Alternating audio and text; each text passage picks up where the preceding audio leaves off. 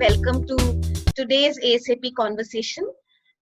हम ASAP conversation series start किए हैं ताकि हम अपने पार्टनर्स से बात कर सके पूरे देश भर में और देश के बाहर भी, स्पेशली उन कम्युनिटीज के लिए जहाँ जिनके लिए वो काम कर रहे हैं और जिनकी राइट्स के लिए हम लड़ रहे हैं, और अभी की परिस्थिति में उनका जो हालत हुआ है उसके बारे में जानकारी के लिए कि कोविड-19 ने किस तरह से इन कम्युनिटीज को और हमारे इश्यूज को अफेक्ट किया है, specially access to SRHR services, sexuality and reproductive services और अबॉर्शन राइट्स को लेकर। And I will welcome Usha and thank you कि आपने बहुत आपका बिजी हेक्टिक शेड्यूल चल रहा है लेकिन आपने टाइम निकाला है और आप इस इंटरव्यू के लिए आप आए हो। सो थोड़ा सा अगर आप अपना इंट्रोडक्शन दे दो और आपके काम के बारे में थोड़ा हमें बताओ। Hi Nandi, good morning and good afternoon. मेरा नाम उषा है। मैं विकल्प संस्थान के साथ जुड़ी हुई हूँ। विकल्प संस्थान राजस्थान में काम करती है, जिसमें हमारा जो उदयपुर जिला है, उदयपुर जिले के अंदर हम लोग काम करते हैं। इसमें हमारा जो काम मुख्यतः है ST SC मार्जिनलाइज्ड कम्युनिटी के साथ है, और ये जो कम्युनिटी बिल्कुल हाशिए पे है, जिनके राइट्स नहीं है, चाहे वो ट्राइबल हो, चाहे वो SC की सारी कम्युनिटीज हो, सिंगल वुमेन हो, सिंगल मदर्स हो, इन सब के साथ हमारा काम है। और हम लोग खास करके जो चाइल्ड मैरिज है, एडोलेसेंट इश्यूज हैं, अबॉर्शन राइट्स हैं, वुमेन्स राइट्स हैं, इन सब अधिकारों के साथ हम काम करते हैं। और साथ ही साथ यूथ को एंगेज करके हम कैसे कम्युनिटी में एक वाइब्रेशन लाए जिससे सोशल नॉर्म ब्रेक हो और लोग अपने राइट्स के लिए आवाज उठा पाए और एक नई तरह की जो इक्वलिटी बेस्ड दुनिया हो उसके लिए आगे आ सके और उसको बना सके। Very nice, thank you Usha. विकल्प का काम बहुत ही जरूरी है क्योंकि आप लोग उन स्थितियों में और उन जगहों में काम कर रहे हो जहां तक शायद बहुत अभी सरकारी मदद भी नहीं पहुंच पाती है। मेरा आपसे पहला सवाल ये है कि पैंडेमिक तो अभी का बात है, मार्च से मोर और लेस इंडिया में बहुत ज्यादा होने लगा है, लेकिन उससे पहले की जो परिस्थिति थी कि आपने जब काम शुरू किया तो क्या आपकी सोच क्या थी, क्यों आपने ये काम शुरू किया, ये क्यों जरूरी थी और क्या परिस्थिति थी उन कम्युनिटीज के साथ जहां आप काम कर रहे थे? दीदी, जैसा कि आप जानते हैं कि राजस्थान काफी फ्यूडल स्टेट रहा है, पैट्रियार्कल स्टेट रहा है, जहाँ पे क्योंकि पूरे देश में हम पैट्रियार्कल स्थिति है, लेकिन पितृसत्ता की सोच के साथ क्योंकि यहाँ राजा महाराजाओं का एक चलन रहा है, तो फ्यूडल भी काफी सामंतवादी हाई है लोगों के ऊपर, तो उसके कारण काफी सारी दिक्कतें थी। और जो समुदाय के साथ हमने काम, क्योंकि मैं खुद एक इस तरह की फैमिली से आती हूँ जिस फैमिली में कास्ट का मामला है, सामंतवादी का मामला है, पैट्रियार्कल स्थिति का मामला है, तो मेरी कम्युनिटी में भी लगभग 10-12 साल की लड़कियों की शादी की जाती थी। तो जब मैं 10th क्लास में आई तो मेरी खुद की एंगेजमेंट कर दी गई और 2 महीने बाद मेरी शादी का प्लान किया गया। लेकिन मैंने मेरी मम्मी और आसपास की महिलाओं की स्थिति देखी थी, मेरी फैमिली में स्थिति देखी थी मैंने कि अगर लड़कियां नहीं पढ़ी तो उनकी क्या कंडीशन है, और लड़कियों का चाइल्ड मैरिज हो गई तो उनकी क्या कंडीशन है। हर महीने में उनको कई बार मार खानी पड़ती थी या दबाव झेलना पड़ता था। तो मुझे लगा कि मैं उसमें वापस वो जिंदगी नहीं जीना चाहती जो मैं मेरे फैमिली में देखती हूँ। तो मैंने उसका विरोध किया और उस विरोध को करके, वो विरोध मेरा 3-4 साल चला, फिर वो एंगेजमेंट टूटी और एक तरह से मैं सक्सेस हुई। और मैंने कहा कि मैं पढ़ाई करूंगी और अपनी जिंदगी को मैं आगे बढ़ाऊंगी, अपनी फैमिली की लड़कियों को भी आगे बढ़ाऊंगी। तो वहीं से मेरी हिम्मत आई और फिर मुझे लगा कि मैं तो सक्सेस हो गई हूँ। फिर मैंने अपनी पूरी पढ़ाई प्राइवेट करी और प्राइवेट करके मैंने PG किया और फिर मैं इस काम के सेक्टर में, मुझे लगा मेरी लाइफ तो मैं बदल चुकी हूँ, लेकिन और भी हमारी कम्युनिटी में, सोसाइटी में ऐसी लड़कियां हैं जो चाहती है लेकिन चाह करके भी अपनी लाइफ में वो आगे नहीं आ पाती है और उनको चाइल्ड मैरिज और डोमेस्टिक वायलेंस और इस सारे चीजों के अंदर उनको उस चक्की में फंसना पड़ता है। तो इसलिए फिर मैंने और कुछ दोस्तों ने मिलकर के हमने फिर विकल्प ऑर्गेनाइजेशन बनाया और हमारा मेन फोकस, क्योंकि फ्यू ऑर्गेनाइजेशन है जो जेंडर राइट्स पर काम कर रही थी उस समय, ये बात मैं बता रही हूँ 2000 की। तो 2000 में को बहुत कम संख्या है जेंडर राइट्स पे, क्योंकि राजस्थान में अकाल बहुत पड़ रहा था, तो सबको लगता था कि अकाल के लिए काम कर दो, लोगों को रिलीफ देने का काम कर दो। लेकिन इस दौरान जो जेंडर राइट्स हैं या चाइल्ड मैरिज का मुद्दा जो इतना हावी है, या गर्ल्स का ड्रॉप आउट का मुद्दा जो हावी है, वो एक तरह से मारपीट का, डोमेस्टिक वायलेंस का, इसको सब घर की बात ही मानते थे। तो इन मुद्दों को कहीं ना कहीं बात कर, कहीं ना कहीं उठाना जरूरी था, जो मैंने अपनी जिंदगी में भी झेला है। तो मुझे लगा कि फिर मेरे कुछ दोस्तों के साथ बाकी, फिर हम दोस्तों ने मिलकर के विकल्प ऑर्गेनाइजेशन बनाई। और विकल्प का मतलब है कि जहाँ बहुत सारे प्लेटफॉर्म हो। तो हमारी जिस कम्युनिटीज में हम काम करते हैं, उस कम्युनिटी में डोमेस्टिक वायलेंस बहुत हाई है। उस कम्युनिटी में एक तरह का चाइल्ड मैरिज काफी हाई है। बहुत मतलब मुश्किल से 50% से कम लड़कियां हैं जो 10th स्टैंडर्ड तक पहुंच पाती है। इवन 40% लड़कियां 10th स्टैंडर्ड तक पहुंच पाती है। लगभग 60-70% चाइल्ड मैरिज का रेशियो है। और डोमेस्टिक वायलेंस, तो ये सब स्थितियां वहां की थी। और अगर ज्योग्राफिकल देखो तो ज्योग्राफिकल डिस्टेंस भी इतनी ज्यादा है एक घर से दूसरे घरों में, तो एक तरह से छितरी हुई जो है कि बिखरी हुई कम्युनिटीज हैं। और ऊपर से कास्ट का इतना ज्यादा हावी है कि आप कास्ट की लेयर्स है, तो जब से जो सबसे नीचे है वो तो लगभग सारी कास्ट से दबा हुआ है। तो जो सबसे नीचे है ना, तो उसको एजुकेशन एक्सेस है, एजुकेशन में उसके साथ भेदभाव है, न उसके पास गवर्नमेंट स्कीम एक्सेस है, वहां उसके पास भेदभाव है, हॉस्पिटल में उसके साथ भेदभाव है, और अन्य पब्लिक प्लेसेस में भी उसके साथ भेदभाव है। तो हमें लगा कि इसके लिए हमें काम करने की जरूरत है। तो फिर हमने काम की शुरुआत करी और उन कम्युनिटीज के साथ काम शुरू किया। और रही बात उनके जो है रिप्रोडक्टिव हेल्थ या सेक्सुअल राइट्स, तो ये सारे राइट्स तो मतलब एक तरह के कहीं दूर दूर भी नहीं है। जब जिसको एजुकेशन ही नहीं मिल रहा, जिसकी चाइल्ड मैरिज हो जा रही, जिसके साथ डोमेस्टिक वायलेंस हो रहा है, तो उसको ये राइट्स तो कहीं मतलब महिला और अपनी चॉइस रख सके, ये तो हो ही नहीं सकता। या कितने बच्चे पैदा करने हैं, ये तो पति या परिवार तय करेगा, ये महिला नहीं तय कर सकती है। या मेरे को पति के साथ सोना नहीं सोना, ये महिला नहीं तय कर सकती है।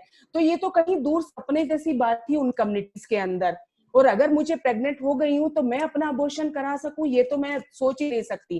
कह देंगे अच्छा किसी दूसरे का बच्चा होगा इसलिए गिरा दिया है, या हमारे हमारे खानदान का बच्चा नहीं चाहती है इसलिए गिरा दिया है। तो ये भी महिला तक पहुंच बिल्कुल नहीं थी। तो इस तरह से हमने उन कम्युनिटी के साथ जो है कि काम करना शुरू किया, इन सारे इश्यू पर, चाहे चाइल्ड मैरिज हो, डोमेस्टिक वायलेंस हो, एजुकेशन राइट्स हो, या SRH राइट हो, अबॉर्शन राइट्स हो, या फिर उनका जो भी अन्य राइट्स, जो बेसिक राइट्स है, जो एक तरह का इक्वलिटी का राइट्स देते हैं कम्युनिटी में। क्योंकि बहुत बड़ा मुद्दा है कि हम इक्वल हो पाए, पहले हम इक्वलिटी पे आएंगे तो हम इन सब राइट्स को आगे ले जा पाएंगे। तो इस तरह से जो है हमने काम करना इस कम्युनिटीज के साथ शुरू किया। हमें लगा कि बहुत इंपॉर्टेंट है, क्योंकि ST SC और मार्जिनलाइज्ड कम्युनिटी सबसे नीचे दबी है, उनके पास सोशली पावर नहीं है, इकोनॉमिक भी पावर नहीं है, क्योंकि और उनके पास एजुकेशनली भी पावर नहीं है, और किसी भी तरह का उनके पास एक्सेस नहीं है। तो और फिर इसके अंदर महिलाएं, मतलब पहले ही ये इतनी हायरार्की सिस्टम ऑलरेडी सोसाइटी में है, और फिर इसके अंदर महिलाएं तो कहीं है ही नहीं, क्योंकि इन सबकी मार पुरुषों पे तो पड़ती, लेकिन उससे ज्यादा कहीं डबल टिबल महिलाओं पे पड़ती है। उनको तो फिर कोई सोच ही नहीं सकता। एक पुरुष अगर वो दूसरी कास्ट से, अगर वो एक जनरल कास्ट का व्यक्ति खाट पे बैठा है, तो वो पुरुष नीचे बैठा है उस कास्ट का, तो जब वो पुरुष घर पे आएगा तो वो खाट पे बैठेगा, जो SC ST का, उसकी वाइफ नीचे बैठेगी। तो इस तरह की महिलाओं की स्थिति काफी, महिलाओं की स्थिति काफी खराब थी। जब हमने शुरू किया तो हमें लगा कि जेंडर के, और ये हमें लड़कियों ने मोटिव किया। विकल्प जब बना, हम तो वॉलंटरी उनके साथ काम करते थे, हमने ऑर्गेनाइजेशन नहीं बनाई थी। लेकिन जब वो लड़कियां हमारे साथ जुड़ी, लड़कियों ने कहा कि जब आप टाइम होता है तब आते हो, लेकिन हमें आपकी लगातार जरूरत है। और हमने कहा क्या चाहते हो। 3 दिन हम उन लड़कियों के साथ बैठे, फिर उन लड़कियों ने विकल्प बनाया, और उन लड़कियों ने ही जेंडर बेस्ड वायलेंस के इशू की बात करी। उन्होंने कहा सब बाकी बात करते हैं, लेकिन इस इशू पर कोई बात नहीं करता। क्योंकि आज से, अगर 2000 की बात करो तो आज से 20 साल पहले चाइल्ड मैरिज पर बात करना ही खतरनाक था। एक तरह से अबॉर्शन, मतलब आपको मार दिया जाता था। अबॉर्शन राइट पे बात करना ही खतरनाक था। आपको एक तरह से मतलब समाजद्रोही कहा जाता था कि आप आप भ्रूण हत्या की बात करते हो, आप तो समाज के विरोधी हो, भ्रूण हत्या की बात करते हो, आप तो पाप कर रहे हो। तो मतलब इस तरह की मानसिकता थी आज से 20 साल पहले। लड़कियों को पढ़ाना, लड़की भाग जाएगी टाइप बात था, मतलब उनकी सोसाइटी के अगेंस्ट सारी बात थी। तो इस तरह के 20 साल पहले के चैलेंजेस थे जब हमने काम करने का सोचा। लेकिन हमें, क्योंकि खुद मैं उस चीजों से गुजरी, तो मुझे लगा चैलेंज कितने भी आए लेकिन इन मुद्दों पे काम करना जरूरी है, और खास करके इस कम्युनिटीज के साथ काम करना जरूरी है। हम्म। ये आपने बहुत जरूरी बातें कहा और बहुत ही डरावनी बातें, क्योंकि अभी भी इस 21वीं सदी में भी ये हमारी सच्चाई है। तो हम भले ही बोले कि हम सुपर पावर है, पर हमारी सच्चाई भी ये है कि आज भी जात और धर्म के नाम पे बहुत कुछ मुसीबतें होती है, और सबसे ज्यादा उसमें भी सफर करती है औरतें, और जो भी लोग इसके खिलाफ जाते हैं शायद। मतलब समझ सकती हूँ कि कितनी दिक्कत वाली काम आप कर रहे हो। आपसे तो रोज बात भी हो रही थी अभी, तो पता है कि क्या आप कर रहे हो, कितना चैलेंजेस है। थोड़ा सा अगर आप बता दो संक्षेप में। आपने ऑलरेडी बताया है कि कोविड-19 के चलते हुए भी डोमेस्टिक वायलेंस के केसेस बढ़ रहे हैं। आपको तरह तरह की जगहों से कॉल्स आ रहे हैं। क्या परिस्थिति है कोविड-19 के केस के चलते हुए? चाइल्ड मैरिजेस का क्या परिस्थिति है? ड्रॉप आउट होने का क्या परिस्थिति है? डोमेस्टिक वायलेंस का क्या परिस्थिति है? और इन सब का असर औरतों के हकों के ऊपर क्या पड़ रहा है, और स्पेशली उनकी यौन प्रजनन तंत्र वाले हक और अबॉर्शन को लेकर अगर उनकी कोई समस्या हो तो क्या कर रही है इस टाइम पे? तो थोड़ा सा अगर आप हमें संक्षेप में बताएं कि क्या हो रहा है कोविड-19 के चलते हुए। कोविड-19 पहले ही महिलाओं की, लड़कियों की सिचुएशन नंदिनी इतनी खराब थी, उसके बाद ये कोविड-19 आ गया तो इसने तो उस सिचुएशन को और बुरी स्थिति में करा है। क्योंकि मैं लास्ट 1 मंथ से कंटिन्यू रिमोट रूरल एरिया में जा रही हूँ, क्योंकि ये हो रहा है कि जो सरकार और बाकी लोकल लोग भी बहुत सपोर्ट कर रहे हैं जो लोगों को राशन, फूड ये सब देने का, लेकिन वो अर्बन एरियाज में ही ज्यादा दे रहे हैं, रिमोट रूरल एरियाज में नहीं जा रहे हैं। तो हम लोग जहाँ काम करते हैं वहाँ हम 3 ब्लॉक्स को कवर कर रहे हैं और 3 ब्लॉक्स में रूरल एरियाज में जा रहे हैं। तो वहां हमें दिख रहा है कि स्थितियां ज्यादा खराब हो रही है। एक स्थिति जो बहुत खराब होगी वो होगी कि लड़कियों की, ड्रॉप आउट्स की, क्योंकि अभी का जो सारा, ये नहीं लग रहा कि अभी जुलाई तक कुछ खुलेगा।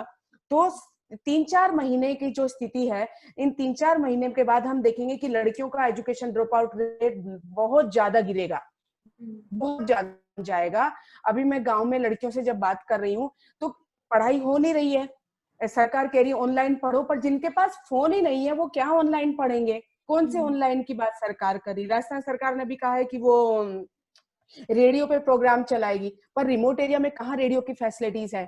तो न फोन है, न एंड्रॉइड फोन है, न रेडियो है। तो ये तीनों स्थितियां लड़कियों के पास नहीं है। टीचर्स वगैरह हैं, जो लड़कियां, जो क्लास प्रमोट कर दी गई है, अब टीचर स्कूल में आ रहे हैं, वो रिलीफ का काम करें, लेकिन बुक्स प्रोवाइड करना नेक्स्ट क्लास को, वो सब नहीं हो रहा है। तो कोई उनके पास बुक्स नहीं है। घर का काम का बर्डन उनके ऊपर आ गया है, क्योंकि अभी खेती का भी सीजन है। तो अब घर का काम करो, और घर का काम करने के बाद अगर ये बकरियां और कुछ जानवर होते हैं तो लड़कियों को बकरियां चराने के लिए भेज देते हैं। तो वो दिन भर जो है बकरियां और जानवरों को खेत में चराने जाएगी, शाम को वहां से आएगी। तो ये उनके ऊपर काम हो गया है। तो ऐसी स्थिति में हमारा जो अनुमान है इस पूरा समझने का, ड्रॉप आउट मुझे लगता है कि डबल तिबल ड्रॉप आउट बढ़ेगा। जब स्कूल खुलेंगे, ये लड़कियां स्कूल में जाएगी नहीं जाएगी डाउट है, एक है। दूसरा है, जब ये ड्रॉप आउट हो जाएगी, इकोनॉमिकल इतनी मार पड़ेगी। पहले जो हम जिन लोगों के साथ काम करते हैं वो लेबर है, डेली वेज पे काम करते हैं और शाम को अपने घर का सामान लेके जाते हैं। सारे लोग, अधिकतर फैमिलीज इसी तरह की है। तो अब जब ये ड्रॉप आउट हो जाएंगी लड़कियां, या तो ये चाइल्ड लेबर में जाएगी, कहीं काम करेगी, मकान का डेली वेज का काम करेगी, और फिर इनकी चाइल्ड मैरिज हो जाएगी। तो ये 3 सिचुएशन हमें लड़कियों की बहुत खराब सिचुएशन दिख रही है।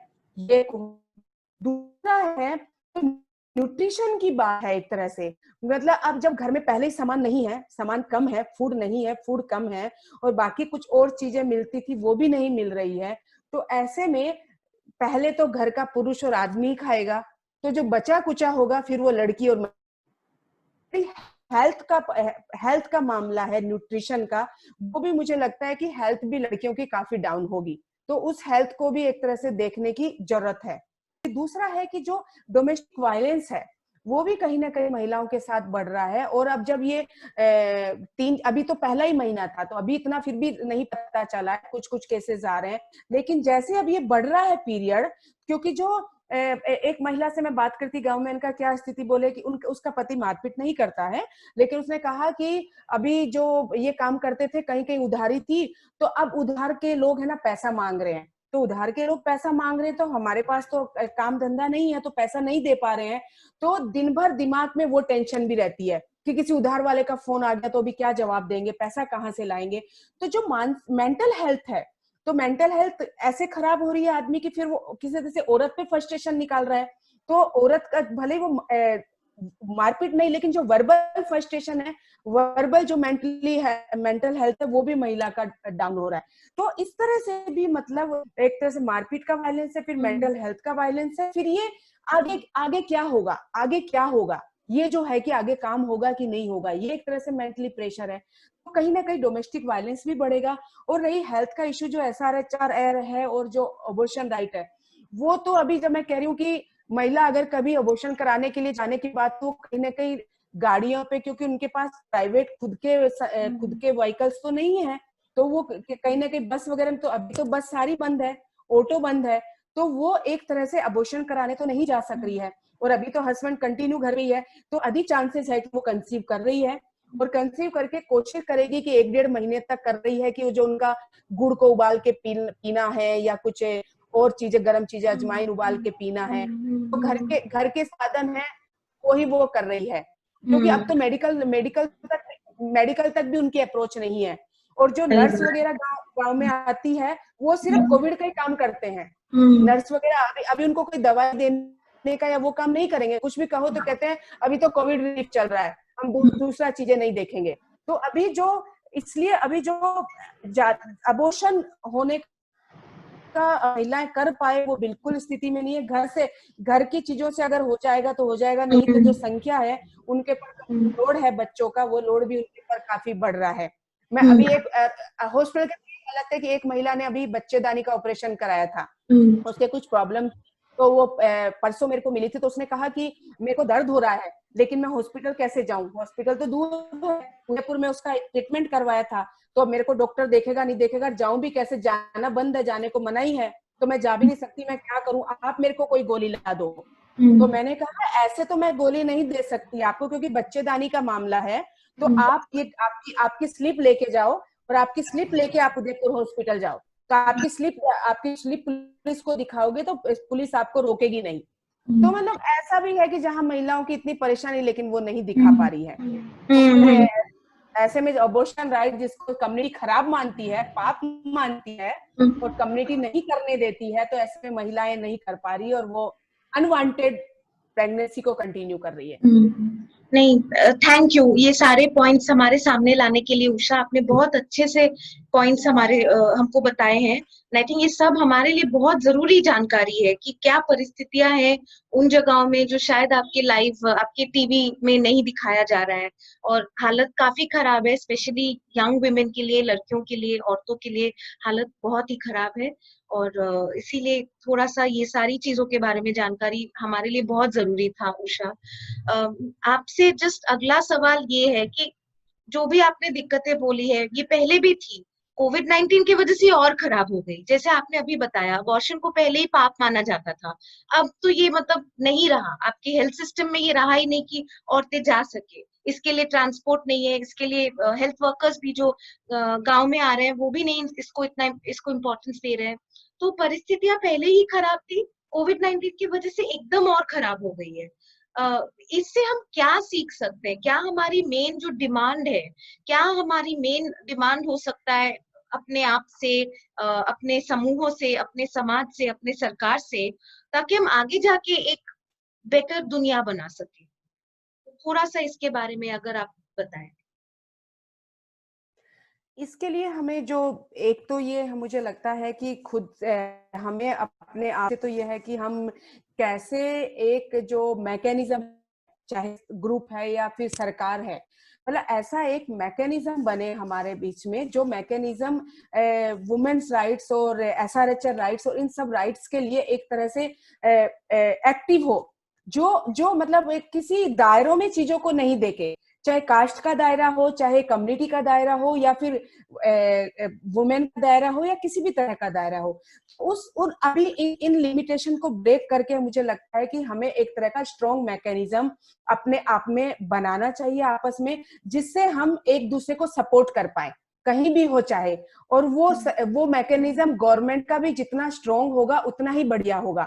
क्योंकि अभी मैं जैसे हम हेल्पलाइन के नंबर सबको देके आते हैं कि आपको कोई दिक्कत हो तो फोन करो, तो महिलाएं फिर हमें छुपके किसी तरह से फोन कर रही है, लेकिन हमारी भी डिपेंडेंसी पुलिस पे है या हेल्थ डिपार्टमेंट पे है, क्योंकि हम 80 किलोमीटर नहीं जा सकते दौड़ करके।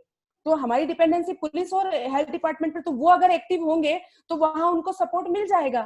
तो कोविड-19 से हम ये सीख सकते हैं कि हमें अपना जो रिस्पॉन्स मैकेनिज्म है, जो सपोर्ट मैकेनिज्म है, उसको बहुत ट्रांसपेरेंट और बहुत स्ट्रॉन्ग बनाने की जरूरत है, और बहुत उसको हाईलाइट करके क्लियर मैसेज के साथ जाने की जरूरत है कि ये एक्सेप्ट नहीं है किसी भी फॉर्म में, और अगर ये हुआ तो हम इसका ये एक्शन लेंगे। तो ये अगर सारे ही लोगों से जाएगा तो वो एक तरह सा जो वल्नरेबल कम्युनिटीज हैं, वल्नरेबल वुमेन है, वो एक तरह से स्ट्रॉन्ग फील करेगी, और जो करते हैं उस अपराध को या ये मारपीट इस तरह के, वो लोग उसके थ्रेटन फील करेंगे, और एक तरह से इक्वलिटी का चीजें आएगी। एक ये करने की जरूरत है। दूसरा है कि हम सबको हमारी कम्युनिटीज में, क्योंकि हमारी कम्युनिटीज में जहां हम काम करते हैं पब्लिक हेल्थ का काफी स्थितियां खराब है, तो जो पब्लिक हेल्थ ठीक करने का जरूरत है। दूसरा है कि child, girls and women health को बहुत ज्यादा ठीक करने की जरूरत है, उस पे बहुत काम करने की जरूरत है। उसको हमें लगता है कि उसको काफी एक्टिव, मतलब न्यूट्रिशन के साथ और हेल्थ के साथ, वो सब उसके साथ काम करने की जरूरत है।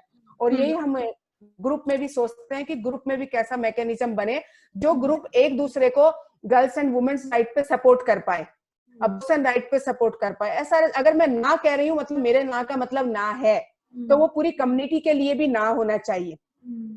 अगर मैं हाँ कह रही हूँ तो मेरे हाँ का मतलब हाँ है, तो पूरी कम्युनिटी भी उसको सपोर्ट करनी चाहिए। तो ये मुझे लगता है कि ये एक बहुत हमें इस कोविड-19 से सीख की एक जरूरत है। राइट। अगेन संक्षेप में थोड़ा सा उषा ने जो कहा है वो बेसिकली यही है कि हमें गणतंत्र में रहते हैं तो हमें एक इस हिसाब से सिस्टम्स बनानी चाहिए, चाहे वो पुलिस का हो, चाहे वो हॉस्पिटल्स हो, पब्लिक हेल्थ हो, कि वो लोगों को नजर में रखते हुए बने, वो लोगों के हकों के लिए बने, ना कि किसी ब्यूरोक्रेट के बनाया हुआ हो, ना कि किसी पॉलिटिशियन के गर्व का विषय हो, ना कि हमारा जो टैक्स का जो पैसा है वो सही जगह लगे, मतलब हमारी खुद की लाइफ्स में लगे। तो उसके लिए स्कूल बने, हॉस्पिटल्स बने और सारे सिस्टम्स बने, सड़कें भी बने, लेकिन लोगों को नजर में रखते हुए, औरतों को और लड़कियों को नजर में रखते हुए, और औरतों को लड़कियों का जो हक का इशू है वो अब नहीं छूट नहीं सकता है, क्योंकि वो सब चीजों से जुड़ा हुआ है। तो उनका हाँ और ना दोनों की जो अहमियत है, लड़की और महिला तो, हाँ, लड़की और महिला तो ओवरऑल एक सबसे जुड़ी है। अगर वो मतलब सब बहुत इम्पोर्टेंट अहम हिस्सा है हमारे पूरे स्तंभ का। तो अगर हम उसके हकों की बात हर लेयर पे देखनी पड़ेगी, हर लेयर्स पे उसके सारे राइट्स को देखना पड़ेगा, और हर लेयर्स पे उसके सारे राइट को सपोर्ट करना पड़ेगा, तब जाकर के हम पूरी कम्युनिटी और पूरे सबको हम ठीक हो पाएंगे। नहीं तो अगर उसको हम छोड़ देंगे, उसकी हालत इस तरह की होगी, तो कैसे हम चीजों को बैलेंस ही कर पाएंगे। एब्सोल्युटली। Thank you Usha. मुझे लगता है हमने सारे जो मेन मुद्दे थे वो हमने उनके बारे में बात किया है, और बहुत जरूरी था ताकि हमारे ऑडियंसेस तक हम ये पहुंचा सके। आपसे हमारा लास्ट सवाल, आपने थोड़ा सा बोल ही दिया है कि आपको क्या चीज से हौसला मिलता है, पर क्या ऐसा चीज है जिससे आपको हौसला मिलता है ताकि आप ये इतना कठिन काम करते जाओ?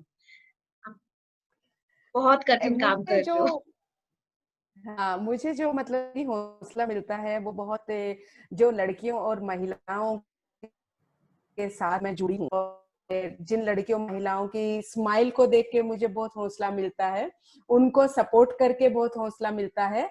और किसी भी, जैसे जब ये कोविड-19 आया तो उसके बाद तुरंत मैंने नहीं देखा कि कहीं से डोनेशन आएगा नहीं आएगा, मेरे पास संस्था के पास पैसे है नहीं है मेरे पास है नहीं, हम तुरंत फील्ड में मैं कूद गई। मुझे लगा कि लड़कियों महिलाओं को सपोर्ट करना बहुत जरूरी है, सिंगल वुमेन को और इस तरह की महिलाओं को। तो जो और जब भी कोई इसका केस आता है, यह बात है, तो मेरे अंदर एक ये जगता है कि नहीं, मेरी मेरी मेरी रिस्पॉन्सिबिलिटी है कि उसको सपोर्ट करना। अब भले मुझे उसमें 24/7 लग जाए, तो जब उसको सपोर्ट मिल जाता है तो मुझे बहुत एक लगता है, हाँ मतलब एक महिला को सपोर्ट मिल पाया मीन्स हम एक एक एक एक एक, एक कदम आगे आ गए, हम इतनी महिलाओं को सपोर्ट कर पाए। तो वो मुझे मेरा में जो वॉलेंटियर्स हैं, वॉलेंटियर्स की टीम है, जो लड़कियां महिला हमारी वॉलेंटियर्स हैं, उनको देख करके मुझे काफी हौसला मिलता है कि वो खड़े हैं उस चीजों में। और साथ ही साथ हमारी जो टीम है उन सबको देख करके लगता है कि तो किसी भी लड़की महिला के साथ कुछ भी होता है तो लगता है कि नहीं ये खड़े रहना है। तो वो मोटिवेशन वहां से भी आता है कि नहीं अभी तो बहुत काम करना है, अभी तो बहुत कुछ करना है, अभी तो बहुत लोगों के साथ खड़े होना है। तो वो मोटिवेशन एक तरह का मतलब मिलता है उनकी स्माइल और उनके साथ चीजों को देख करके, उनको सपोर्ट करके। Very good, very good, thank you so much Usha. आप ऐसे ही मोटिवेटेड होते रहो, काम करते रहो, हम आपके साथ हैं। एंड थैंक यू, आपने आज का टाइम निकाला। हम आज का इंटरव्यू यहीं पे समाप्त करते हैं। और थैंक यू ऑडियंसेस को भी सुनने के लिए हमारी बातें। अगर आपको और भी सवाल है तो आप थैंक यू नंदिनी और थैंक यू सभी को। यस, आप discussions.asap@gmail.com में आप लिख सकते हो। और थैंक यू एंड बाय।